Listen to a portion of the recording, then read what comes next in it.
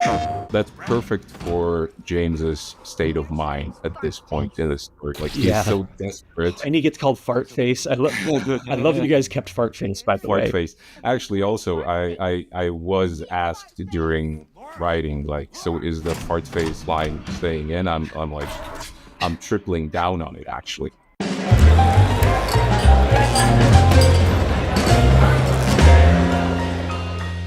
Hello, everybody. Welcome back to another episode of PlayStation Underground. I'm your host, Tim. I'm very excited to be checking out two versions of Silent Hill 2 with our friends at Bloober Team. I'll introduce you guys. So we got Mateusz Leinart, who is creative director and lead designer at Bloober Team on the Silent Hill 2 remake. And we also have Andrzej Monjak, who is lead writer at Bloober Team.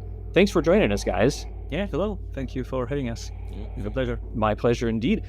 So obviously what we're looking at here is pre-recorded capture of the 2001 PS2 original version of Silent Hill 2. In this episode, we're going to check out a scene from the original and then show off what Bloober Team has been working off in the remake and kind of compare and contrast and talk about how you guys have been, updating and being faithful to the original while modernizing it. And so let's dive in here with this cutscene with Laura and kind of what stands out to you guys when you look back at this original cutscene. Yeah, there's definitely this feeling, like even before the cutscene, that you have this loading screen, which is like very nice touch. And I remember that we were thinking about this topic a lot during the production because we knew that we want to have like the game seamless. Yeah. But in the original, it actually creates like this kind of feeling of uncertainty when you are entering the new room.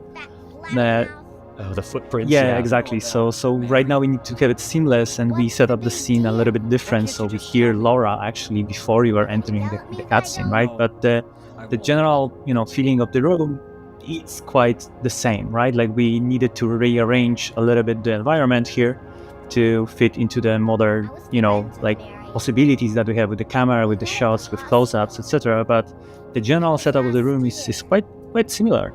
Yeah.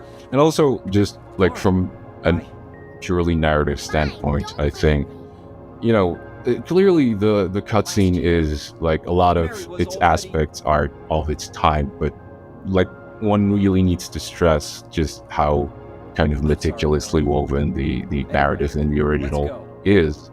And it holds up tremendously. And I think like my general approach to, for example, doing rewrites for cutscenes, and this one included, was to, basically don't change stuff for the sake of changing. It's more about sort of preserving, those original beats, those original sort of character dynamics, and it's like really. There's one really has to sort of admire how kind of tight and dense with meaning those original scenes still are. I agree. I love, Silent Hill 2 and the series in general is known for having an amazing, like dream-like quality to it. And this cutscene to me, as a fan, really encapsulates that, where it just doesn't seem, it's like James is so trusting here. We're getting to know Laura better. But yeah, and then of course we're entering the room here. What do you guys think when you look back at the way that this boss is introduced before we get into the fight? What stood out to you back in the day when you were starting to remake it? What do you like about what you see here?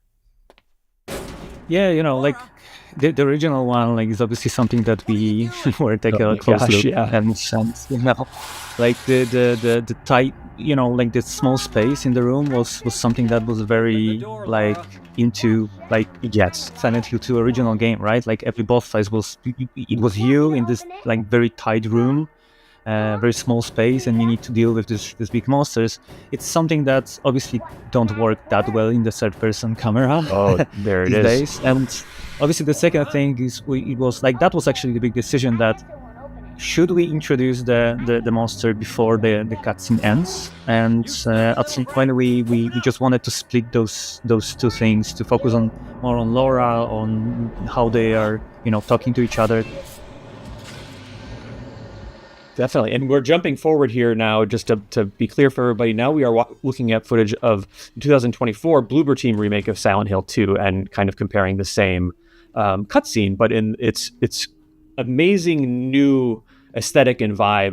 And well, the vibe's very much the same, but this is such a great example of what you guys are doing with the game. So talk us through what we're looking at here from a visual performance perspective, cinematic, whatever you think is interesting to talk about.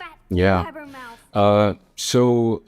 Definitely, I mean, current technology gives us certain possibilities, for example, to rely more on nuance in the performance, like small expressions, very sort of subtle, gestures and stuff. And that's definitely something we've made use of. And this very first moment between even James and Laura, when you can see her physically tense up when she hears her name and whatnot.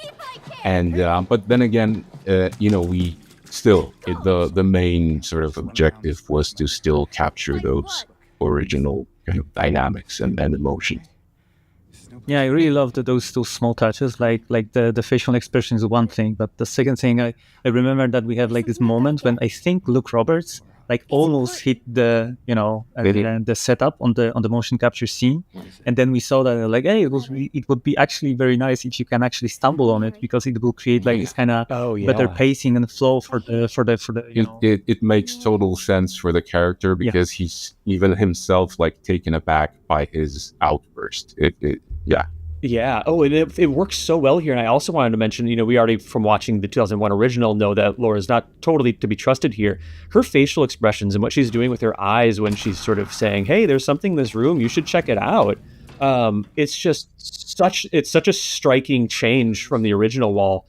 Just such a great, way to convey her character and a kid sort of, maybe inventing something. And I've actually, I've heard comments, well, James gets fooled pretty easily, you could say, in this scene, and I did hear there were questions should we maybe make it a little bit more believable? But having given it some thought, I really thought that no, that's actually precisely that's perfect for James's state of mind at this point in the story. He's so desperate, and he gets called Fart Face. I love that you guys kept Fart Face, by the way. Fart Face. Actually, also, I was asked during writing, so is the Fart Face line staying in? I'm tripling down on it, actually. And, yeah, she does. But it makes sense to me, because it's a kid would be so proud of a name like that she wouldn't just drop it the one time.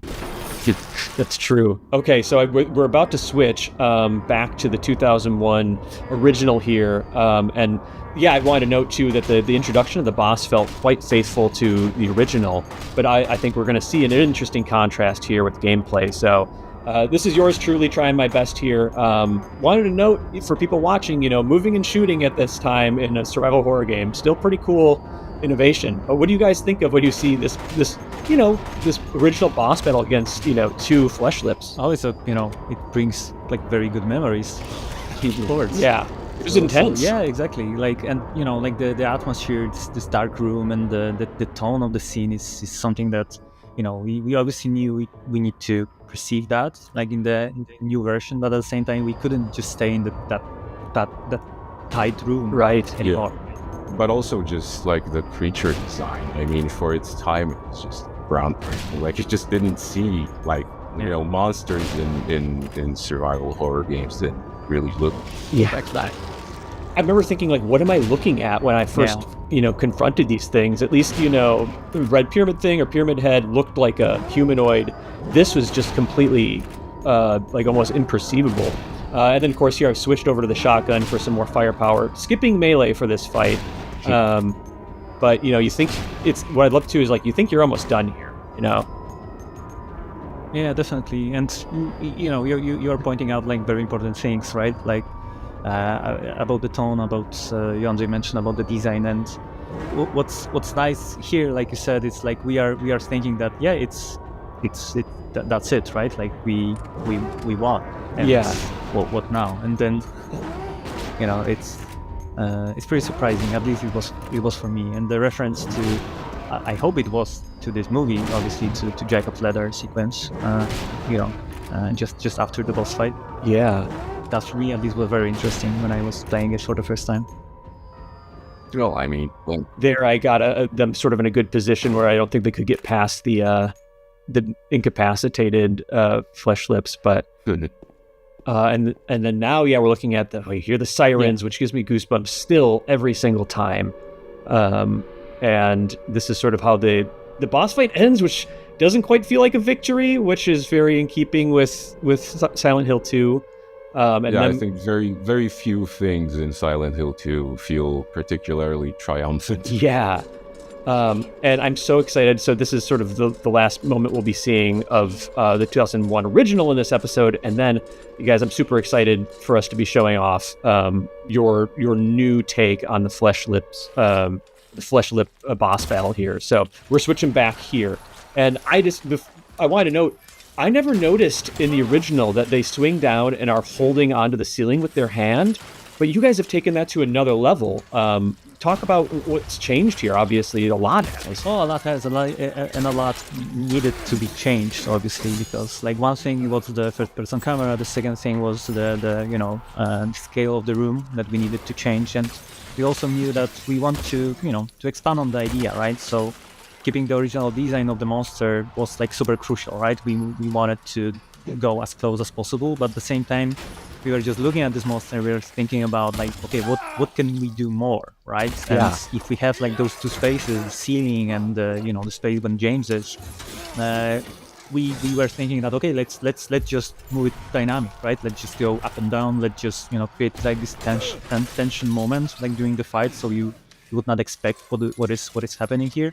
And what I personally really like with our version is that we split it into phases, like very obvious phases, and you are not expecting what will happen during this first phase in the future. Like you see that you are breaking this cage, you are kind of a little bit opening like the original design, and you already have like small parts of his arms trying to hit you, but I don't think like anyone would expect what will happen next, right?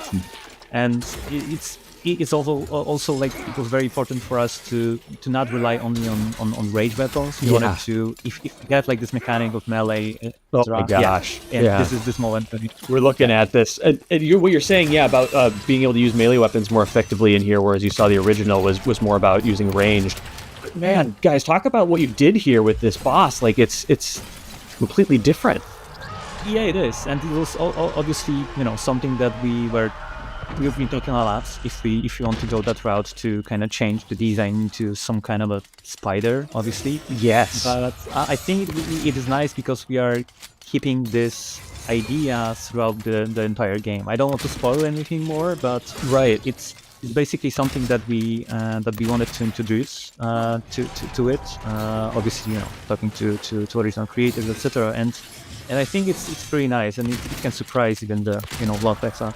It looks so cool. The way even before the ceiling is wrecked and you see the ceiling tiles rippling as it's running through, and you're breaking apart the cage, which you think would be a good thing, but it turns it into this even more limber foe. And then here we go. James has succeeded for now. Just what a great expression of a very cool original, boss concept, and then sort of brought to a new level. That's so cool, guys. If you expected to see two flesh lips, like here you go. And there it is. You're not safe from the grab attack. That's going to bring us to the end here. There's so much more we could say, but Mateusz and Andre, I just wanted to say thank you for joining us for this look at Silent Hill 2, the remake and the original. The remake is coming out October 8th, 2024 on PS5. Not long to wait. Thank you so much for joining us, guys. I'm so excited about this game. Thank you for having us. Thank you very much. James.